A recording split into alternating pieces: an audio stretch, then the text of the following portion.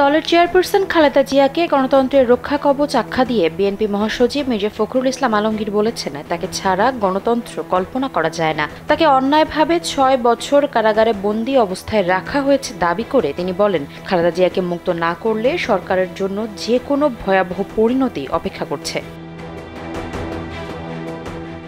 নেতাকর্মীদের উদ্দেশ্যে তিনি বলেন, ভয়ে মরা নয়, সাহস করে প্রতিরোধ করাই একমাত্র কাজ। পরিবর্তন করতে হলে তরুণ যুবকদের এগিয়ে আসতে হবে।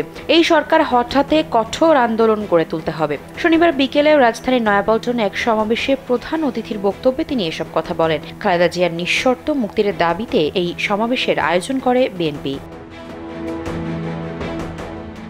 ওয়ালটন ফ্যানের অ্যারোডাইনামিক ব্লেড ঘরের কোনায় কোনায় ঠান্ডা বাতাস ছড়িয়ে হাওয়া বদলে নেয়। সমাবেশ কেন্দ্র করে দুপুর ২টার আগে নয়াপল্টন এলাকা নেতাকর্মীদের পদচারণায় পরিপূর্ণ এবং কার্যালয়ের সামনের দুপাশের সড়ক বন্ধ হয়ে যায়। সমাবেশ ঘিরে নয়াপল্টন, কাকরাইল, ফকিরাপুল, বিজয়নগর সড়কের বিভিন্ন স্থানে অতিরিক্ত পুলিশ মোতায়েন ছিল। গত ২৩ জুন এভারকেয়ার হাসপাতালে চিকিৎসাধীন খালেদা জিয়ার হৃদযন্ত্রে পেসমেকার বসানোর পর তার মুক্তির দাবিতে আন্দোলনে নামার সিদ্ধান্ত নেয় বিএনপি। ২৬ জুন বিএনপি মহাসচিব ৩ দিনের কর্মসূচি ঘোষণা করেন, যার প্রথমটি ঢাকার এই সমাবেশ।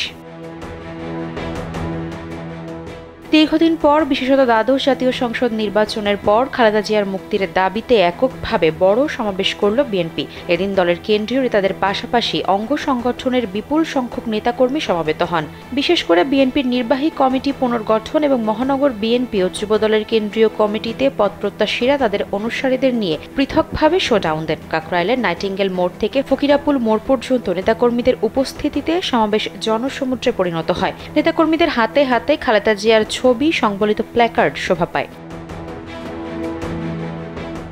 সমাবেশে মির্জা ফখরুল বলেন, ২০১৮ সালের ৮ ফেব্রুয়ারি খালেদা জিয়াকে মিথ্যা মামলায় সাজা দিয়ে কারাবন্দী করা হয়। তার দাবি, ৬০ লাখ মানুষের বিরুদ্ধে মিথ্যা মামলা দেওয়া হয়েছে। ৭০০-র বেশি মানুষকে গুম করা হয়েছে। অনেক নেতাকর্মীকে কারাগারে আটক রাখা হয়েছে। এই ত্যাগ বাংলাদেশের ইতিহাসে স্বর্ণাক্ষরে লেখা থাকবে বলেও জানান তিনি।